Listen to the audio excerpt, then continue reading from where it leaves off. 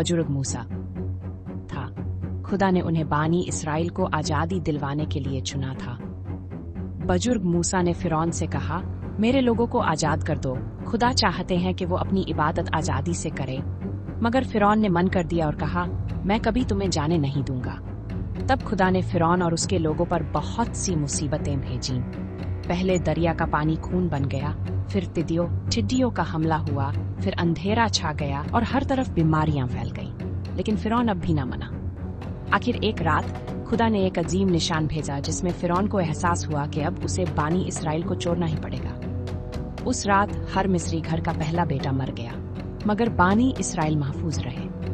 तब फिरौन ने डरते हुए बुजुर्ग मूसा को इजाजत दी कि वो अपनी कौम को लेकर चले। बुजुर्ग मूसा बानी इसराइल को लेकर मिस्र से निकल गए।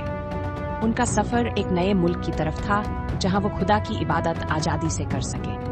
बुजुर्ग मूसा सबको हौसला देते रहे, खुदा हमारे साथ है, वो हमें रास्ता दिखाएगा। लेकिन जब फिरौन ने देखा कि बानी इसराइल निकल गए हैं तो उसका गुस्सा बढ़ गया। उसने अपनी फौज लेकर उसका पीछा करना शुरू कर दिया। फिरौन और उसकी फौज तेज रफ्तारी से घोड़ों और रथों पर सजा होकर बानी इसराइल का पीछा करने लगे। बानी इसराइल रस्ते में एक बड़े दरिया लाल सागर कुलजुम का समुंदर के पास फंस गए। सामने गहरा पानी था और पीछे फिरौन की फौज आ रही थी।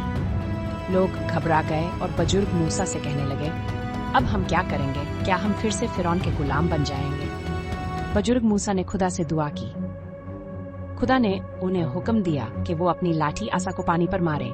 जैसे ही बुजुर्ग मूसा ने लाठी दरिया पर मारी, एक अजीम चमत्कार हुआ। पानी दो हिस्सों में बांट गया और बीच में एक सुखी रास्ता बन गया। बानी इसराइल इस रास्ते से गुजरते गए और दरिया के दोनों तरफ ऊंची पानी की दीवारें खड़ी थी। ये एक अजीम मोजा था जो सिर्फ खुदा के हुक्म से मुमकिन हुआ।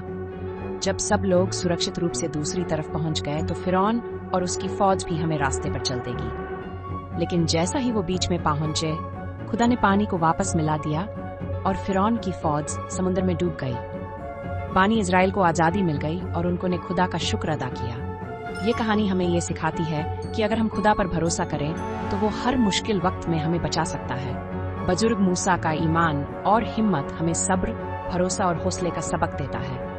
ये भी सीखने को मिलता है कि जालिम कभी कामयाब नहीं होता और जो खुदा पर यकीन रखता है उसका हमेशा भला होता है।